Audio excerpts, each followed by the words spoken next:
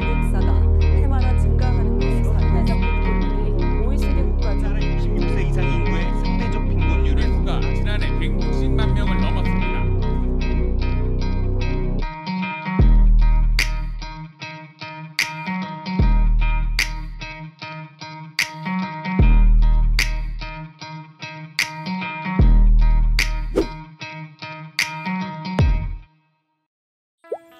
안녕하십니까. 시민언론 더 탐사 구독자, 우리 시청자 여러분 반갑습니다. 노나라입니다. 최근에 아주 이렇게 핫한 이슈에 대해서 좀 가급적 여러분들께 전달해 드리려고 노력하는데요. 뭐 이렇게 최근에 좀 막 복잡한 일이 많죠, 여러분. 그런데 더 복잡한 일이 좀 생겼습니다. 제가 뭐 이쪽에 완전한 전문가는 아니지만 반쯤 전문가로 이렇게 좀 배워서 이 부분에 대해서 제가 여러분들께 어떻게 조금 더 쉽게 말씀을 드릴까라는 고민을 좀 한참 했어요. 이번 노나라는 제가 좀 고민을 좀 많이 했어요. 그만큼 내용도 좀 힘들고, 그러니까 보통은 요 노트로 한 페이지 정도 이렇게 제가 정리해 오면 노나라 한번 이렇게 영상을 촬영하거든요. 근데 이번에는 2페이지를 했어요. 근데 뭐 여기 지금 막 숫자 같은 거 많이 갖고 오고 통계 자료 갖고 왔는데 이거 뭐 제가 여러분들께 말씀드린다고 해서 이해가 되는 건 아니지만 그래도 기본적인 것들은 좀 아셨으면 하는 마음에서 제가 좀 정리해 왔고요. 뭐 오늘 무슨 말씀을 드릴까 이렇게 하는 것은 국민연금에 대한 얘기예요. 최근에 엄청나게 막 불안해 하시죠. 국민연금 뭐 2055년에 끝난다는데 기금이 고갈된다는데 그리고 뭐 갑자기 15% 보험료를 올린다는데 최근에 그런 얘기가 막 많아요. 그래서 전반적으로, 그리고 뭐 이런 공중파 같은 데서 뉴스에서도 계속 나오고 뭐 하여튼 국민연금에 대한 국민연금에 대한 국민들이 불안감을 계속 가중시키고 있어요. 저는 그런 측면에서 봤을 때 정부가 좀 이 연금 개혁을 밀어붙이기 위해서 너무 지나치게 서두르는 것이 아닌가라는 생각을 하고 있어요. 위험한 발상이거든요. 제가 지난 노나라 영상에서도 말씀드렸고 앞으로도 이 부분에 대해서 말씀드릴 거예요. 그만큼 이 국민연금에 대한 문제는요 매우 중요합니다. 65세 이상의 이 은퇴하시는 분들 이 삶을 지탱해야 되는 의료 복지와 이 경제적인 어떤 서포트를 하는 이러한 두 가지, 돈과 건강에 대한 문제이기 때문에 이게 매우 중요하거든요. 그래서 이거는 한두 번 말씀드려도 되지 않아요. 그만큼 문제가 복잡합니다. 그래서 저는 지금까지는 사실 이 국민연금에 대해서는 제가 뭐 전문가도 아니기 때문에 다시 말씀드리지만 그 가급적 좀 수세적인, 수비적인, 좀 보수적인 그러한 태도로 여러분들께 전달해 드렸는데 오늘만큼은 조금 더 공세적인, 공격적인 말씀을 전해드리려고 해요. 왜냐하면 오늘 정리해온 내용은 제가 공부한 내용이 아니고 우리나라의 가장 최고 연금 전문가이신 분의 내용을 그분의 그 연금에 대한 생각을 정리를 해왔기 때문에 그렇습니다. 이분 지금 이쯤 되면 뭐 좀 약간 지루하시고 국민연금 뭐 뻔한 거 아닌가? 뭐 금방 끝난다는데 더 내고 덜 갖고 가라는 거 아니야? 막 그런 말씀 하실 건데 그거 아니에요. 그러니까 여러분들께서 잘 모르시는 말씀, 왜 이렇게 정부에서 이게 또 사회적으로 국민연금에 대한 불안감을 가중시키는가? 그 음모론적인 접근 하나를 말씀드리고, 그 다음에 제가 조금 전에 말씀드린 연금 전문가를 제가 어떻게 만나게 되었는지부터 말씀드릴게요. 이분은 제가 좀 이따 말씀드릴 거지만 30여 년 전에 그때가 언제냐? 1989년도 여름에 제가 처음에 뵌 분입니다. 그때 당시 이분은 박사과정 학생이셨고 저는 신입생이었어요. 프레시맨, 완전히 아무것도 모르는. 제 인생에서 마포구 공덕동에 있는 공덕 로타리에 있는 그 공덕 시장의 족발이 진짜 맛있다는 거를 이분한테 배운 거예요. 30여 년 전에. 지금은 뭐 그 일대가 재개발이 돼서 엄청나게 뭐 높이 올라간 빌딩들도 많고 뭐 깨끗하지만 예전에 30여 년 전에 거기는요 그렇게 높은 빌딩이 많지 않았어요. 예전에 뭐 아실런지 모르겠는데 거기에 모르겠네요. 저희 노나라 보시는 분들은 아시겠지만 코미디언 심초로 씨가 하시던 사랑의 전화라는 그 사회복지 기관도 있었어요. 그 전화로 서비스를 이렇게 또 제공하는. 그래서 뭐 그것도 있었고 제 기억에. 그리고 뭐 지금 제가 말씀드린 이 저희 선배님을, 저희 바로 직속 선배님이세요. 이 선배님을 배웠던 연구소도 거기 있었어요. 그래서 이래저래 공덕동에 대한 제 추억이, 어린 시절의 추억이 뭐 좀 이렇게 있어요. 그래서 이 선배님을 제가 떠올릴 때면 항상 그때 그 시절이 생각이 납니다. 예, 그래서 이분 뭐 학생운동도 많이 하셨고 고초도 많이 겪으셨고 하지만 뭐 사회복지 쪽에서 특히 연금으로서는 굉장히 우리나라의 뭐 둘째가라면 서러울 정도의 전문가십니다. 그리고 이미 이분이 배출해내신 많은 그 박사 제자들이 학교와 연구기관 곳곳에서 실질적인 연구 활동을 매우 왕성히 하고 있습니다. 그래서 여러모로 귀감이 되는 데다가 지난 문재인 정부에서 그 제1기 내각에서 사회수석 하셨어요. 그래서 연금 개혁에 대해서 굉장히 많은 노력을 기울이신 분이에요. 그래서 뭐 저희 선배님이시기도 하니까 당연히 이분의 이론이라든가 기본적인 연금에 대한 철학을 배울 수밖에 없는 것이고, 두 번째로는 또 문재인 정부 때 사회수석으로서 연금 개혁을 굉장히 애쓰셨던 분이시기 때문에 그 시간이 흘러서 최근에 뭐 또 지금 윤석열 정부에서도 지금 추진하고 있는 그 연금 관련된 민간 이 정확한 말씀으로 민간자문위원회에도 공동자문위원장으로도 또 계십니다. 그럴 정도로 뭐 이념을 떠나서요. 이 연금 이거는 사실 말씀드리는 건 뭐 진보, 뭐 보수, 뭐 태극기, 뭐 이런 얘기 아니에요. 이거는 진보 보수를 떠나서 밥에 대한 얘기예요. 빵에 대한 얘기고 우리가 먹고 사는 문제입니다, 여러분. 그래서 아마 그런 측면에서 뭐 문재인 정부 때 사회수석을 한 분이 왜 현 정부에 기여를 하나, 그거 아닙니다. 그렇게 생각하면 우리가 아무것도 못합니다. 어떤 문제는 이론적인 거, 이념적인 걸 떠나서 정말 필요한 부분에 있어서 서로 간에 그 기여를 할 필요 있는 것입니다. 그게 바로 국민을 위한 바로 그러한 그 자세고 태도이지 않을까 싶어요. 뭐 맨날 그 정치적인 쟁점만 갖고 싸우면 뭐 이 나라가 어떻게 되겠습니까? 예, 뭐 저희라도 잘해야죠. 또 이 학자분들은 그런 양심을 갖고 하고 있습니다. 그러니까 이런 최소한 이런 국민들, 특히 취약계층에 계신 분들, 은퇴자이신 분들, 어르신들, 특히 빈곤층에 가까우신 분들, 이런 국민들의 기초적인 삶을 보장하는 부분에 있어서는 우리가 사실은 정치적인 쟁점화, 그리고 정치적인 어떤 그 이슈, 뭐 이런 것에 대한 접근 방법하고는 좀 다르게 여러분들께서 접근하시는 것도 좀 현명한 방법이지 않나 싶어요. 현재 국민연금에서 가장 문제가 되고 여러분들께서 불안해하시는 것은 이 기금이 고갈되지 않을까. 그리고 뭐 갑자기 9% 보험료율에서 15%로 올린다는데 이게 뭔 소린가? 1% 올리는 것도 저희가 굉장히 꺼려하거든요, 국민들께서는. 네. 그리고 그 외에 지금 이 운용상에 있어서 문제가 있지 않을까? 내가 지금 내는 만큼 받을 수 있을까? 엄청나게 요즘 불안해하세요. 그런 부분에 대해서 지난 여름, 그러니까 작년 여름이죠. 작년 여름에 그 김현명 교수님께서 뭐 중앙대학교 사회복지학과에 지금 교수하고 계신 김현명 교수님이세요.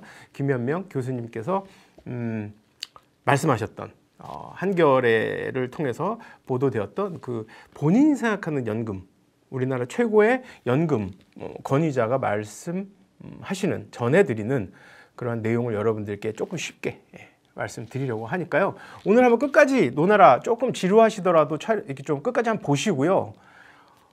국민연금에 대해서 불안해하시는 분이 혹시라도 옆에 계시면 말씀을 전해주세요. 그게 사실이 아니라고.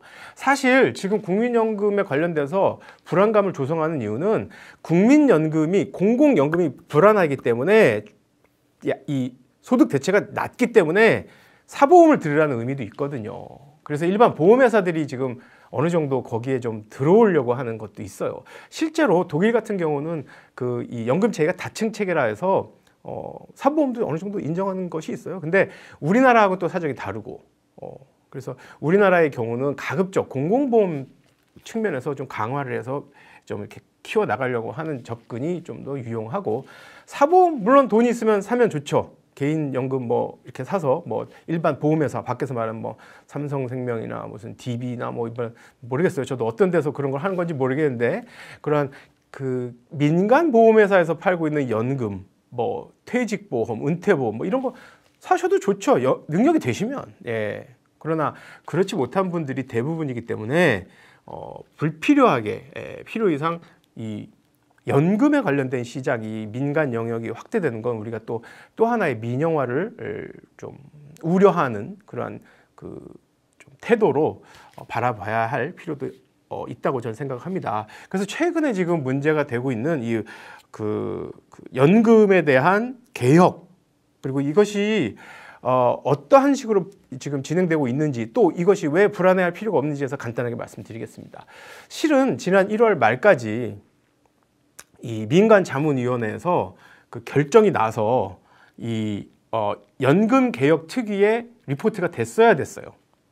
이 연금 개혁 특위에는요 13분의 그 국회의원분들이 계시고, 거기에서 또 사회적 합의를 도출해서 4월에 이 연금 개혁에 대한 어떤 그 한 목소리로 도출된 결론을 정부에 전하는 것, 그리고 실제 정책에 이렇게 입혀내는 것, 뭐 이러한 진행 예상이 되어 있었어요. 그런데 지난 1월에 이 민간 자문위원회에서 결론을 도출하지 못했어요.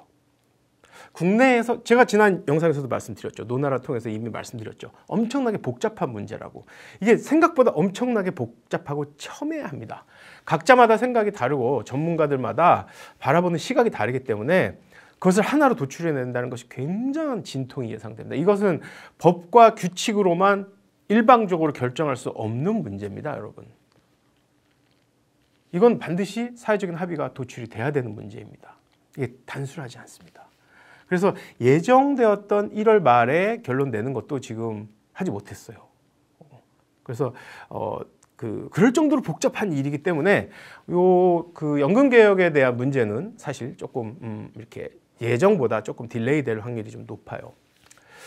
여러분들께서 가장 먼저 궁금해하시는 부분부터 말씀드릴게요. 과연 기금이 2055년에, 여기 보통 55년으로 돼 있죠? 2055년에 그 기금이 고갈되느냐? 네, 김현명 교수님 말씀으로는 고갈됩니다 라고 대답을 하셨어요.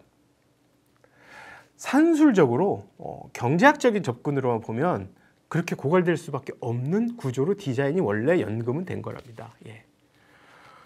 하지만 그렇게 되지 않을 확률이 높은 것은 우리가 이것을 사회복지적인 측면으로 또 이해를 해야 되는 필요도 있기 때문에 그렇습니다.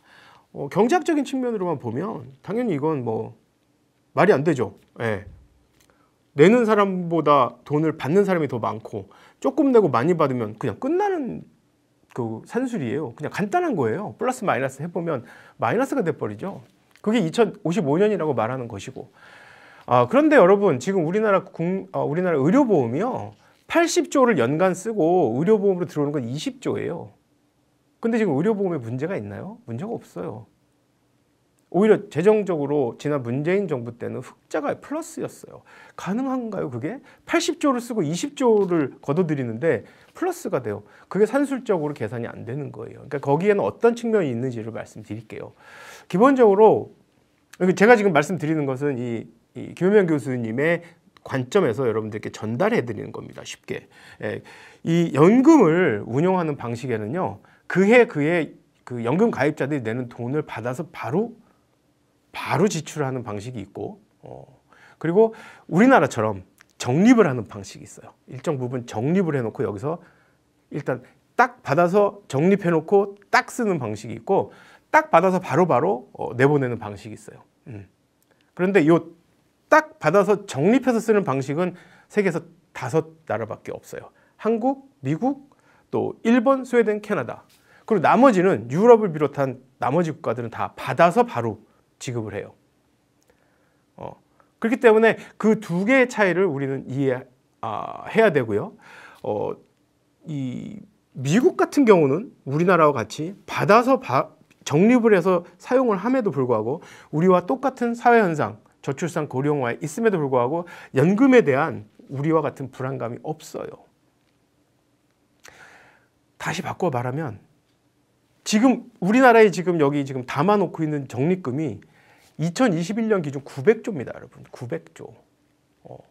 그것이 지금 주식이라든지 부동산 등을 통해서 뭐 자세한 수치는 제가 적어오긴 했는데 그건 뭐 그대로 말씀드리지 않겠습니다.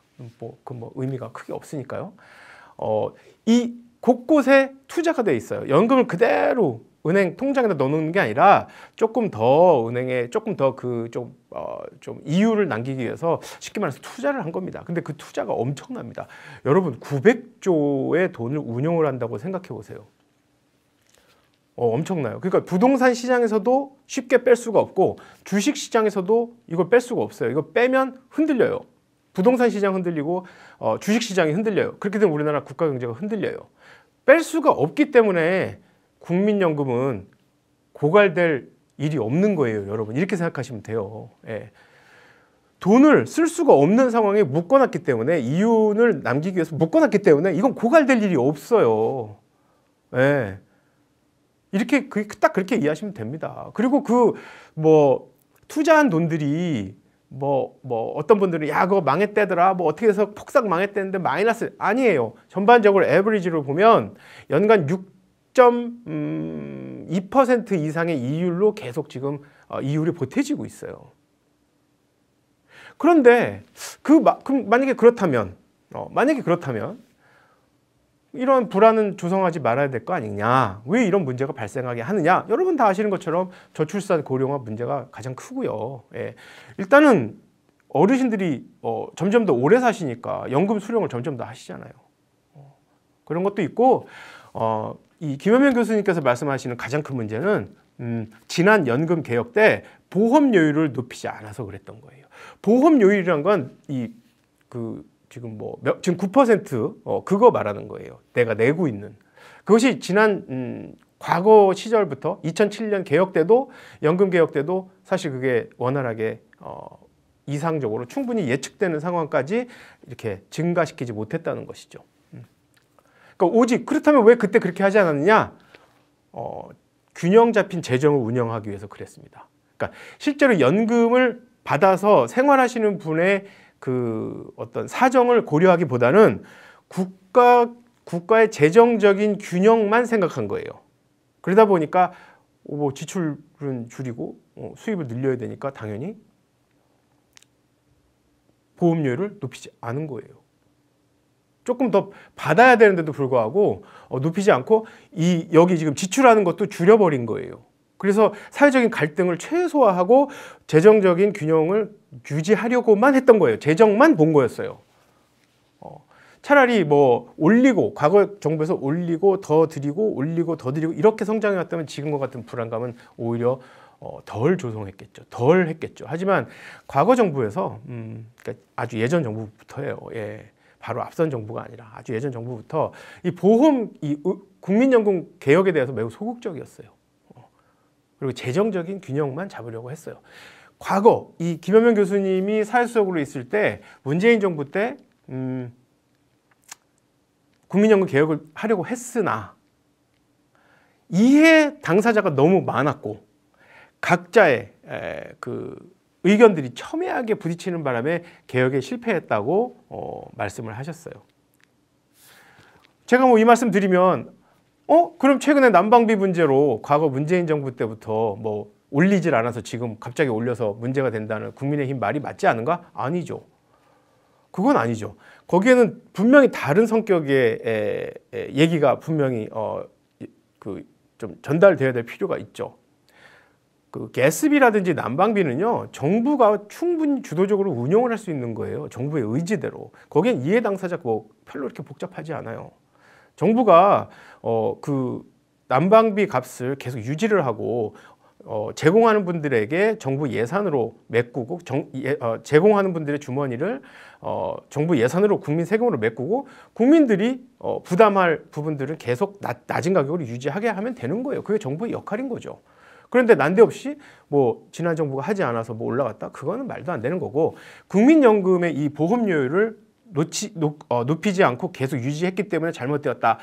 디자인된 대로 운영되지 않아서 지금과 같은 불안감을 조성하게 하는 부분이 없지 않다라고 말씀드리는 건 이 국민연금의 보험료율을 높이는 데 있어서는 정부가 일방적으로 조정할 수가 없어요. 이건 굉장히 첨예하고 복잡하고 갈등을 유발할 요소가 많기 때문에 이것은 사회적인 합의가 반드시 도출돼야 되는 겁니다. 어떤 식으로든지.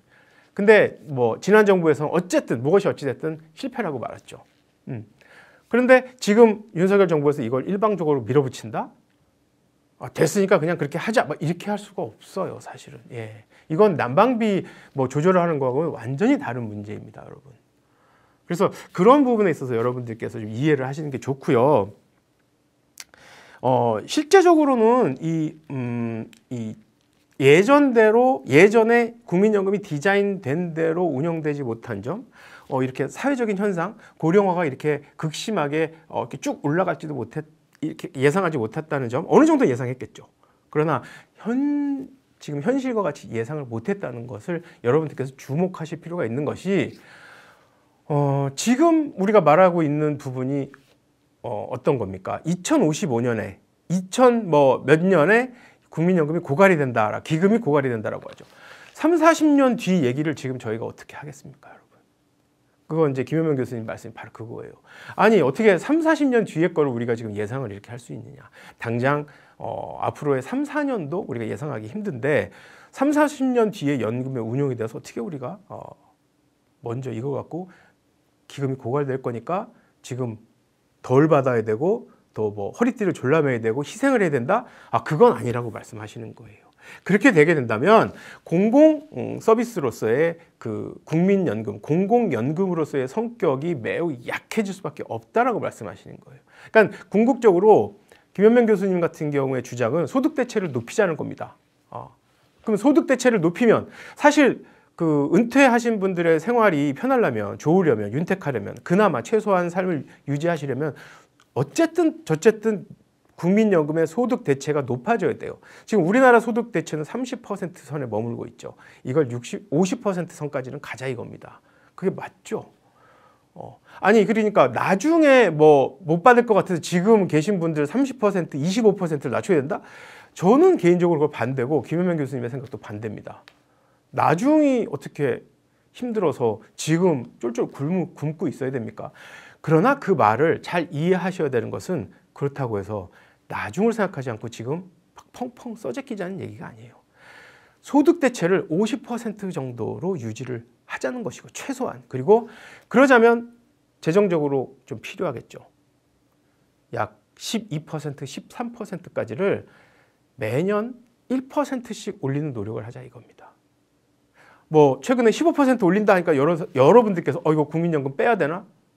내면 안 될 것 같은데? 나중에 손해볼 것 같은데? 아닙니다, 여러분. 국민연금이 뭐라 그러나 이자율이 가장 높은 그 좋은 상품으로 저는 배웠고 그렇게 이해하고 있습니다.